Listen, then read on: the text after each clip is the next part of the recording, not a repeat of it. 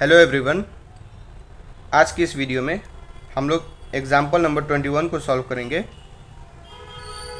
इस एग्जाम्पल को सॉल्व करने से पहले हम लोग कुछ फार्मूलाज को देख लेंगे, क्योंकि इस एग्जाम्पल के सॉल्यूशन में हम लोग इस फार्मूलाज का यूज़ करेंगे। तो पॉइंट है, let A greater than 0 B real number and P and Q be rational numbers, then we have. अगर a जो है वो 0 से बड़ा रहेगा, वो रियल नंबर होना चाहिए।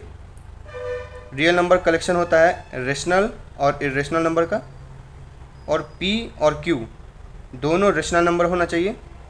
रेशनल नंबर क्या होता है? वैसा नंबर जिसको हम लोग न्यूमिनेटर बाय डिनोमिनेटर के फॉर्म में लिख सकते हैं, और डिनोमिनेटर की वैल्यू जो है वो 0 नहीं होनी चाहिए। ठीक है, तो ये 4 फार्मूलाज का हम लोग यूज़ करेंगे इसमें।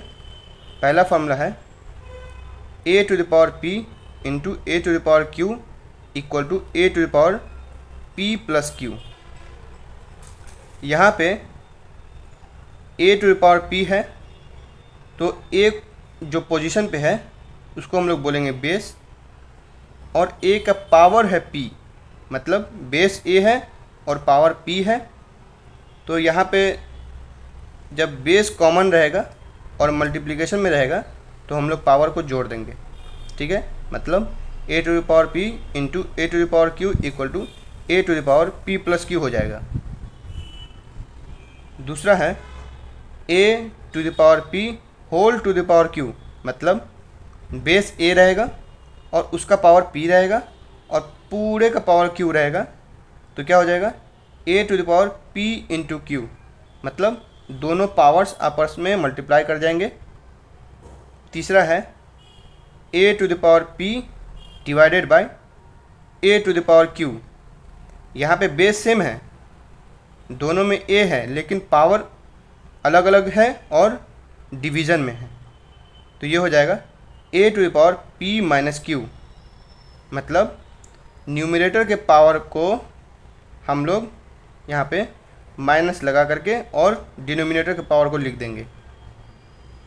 ठीक है, तो ये हो जाएगा a to the power p divided by a to the power q equal to a to the power p minus q। और फोर्थ है a to the power p into b to the power p equal to a into b to the power p, मतलब यहाँ पे हम लोग देख सकते हैं कि बेस अलग अलग है, a और b है लेकिन पावर सेम है, तो क्या हो जाएगा पावर कॉमन लिख देंगे और दोनों बेस को मल्टीप्लाई कर देंगे। तो ये हो जाएगा a to the power p into B to the power p equal to a into B to the power p। तो अब हम लोग एग्जाम्पल के सॉल्यूशन को निकालेंगे। पहला एग्जाम्पल है सिंप्लीफाई। फर्स्ट है 2 to the power 2/3 into 2 to the power 1/3। दूसरा है 3 to the power 1/5 total to the power 4। Third है 7 to the power 1/5 divided by 7 to the power 1/3। और फोर्थ है 13 to the power 1/5 into 17 to the power 1/5।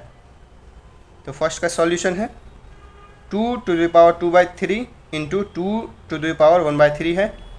इसको हम लोग ऐसे लिखेंगे 2 to the power 2/3 plus 1 to the 1/3। ठीक है, क्योंकि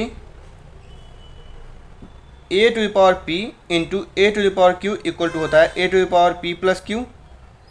तो यहाँ पे हम लोग एलसीएम ले लेंगे, तो हो जाएगा 2 टू द पावर 2 प्लस 1/3, तो ये हो जाएगा 2 टू द पावर 3/3। तो 3 से 3 कैंसिल हो जाएगा, तो हो जाएगा 2 टू द पावर 1, ये हो जाएगा 2।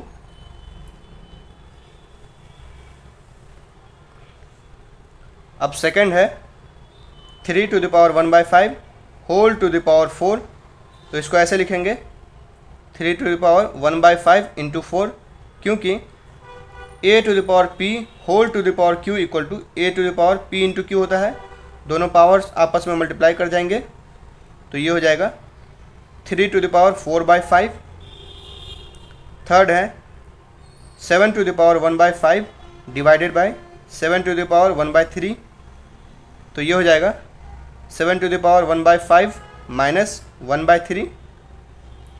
दोनों पावर्स को आपस में हम लोग सब्ट्रैक्ट कर देंगे, क्योंकि a⁵p divided by a⁵q equal to होता है a⁵p माइनस q।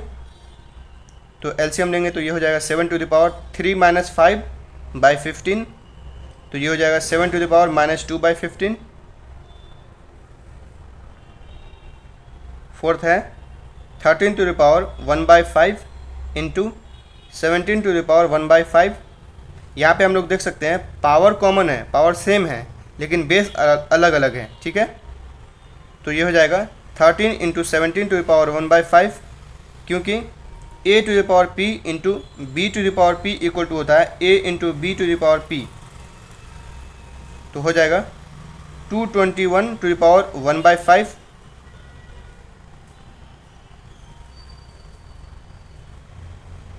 तो आज के लिए बस इतना ही, मिलते हैं नेक्स्ट वीडियो में। Thank you.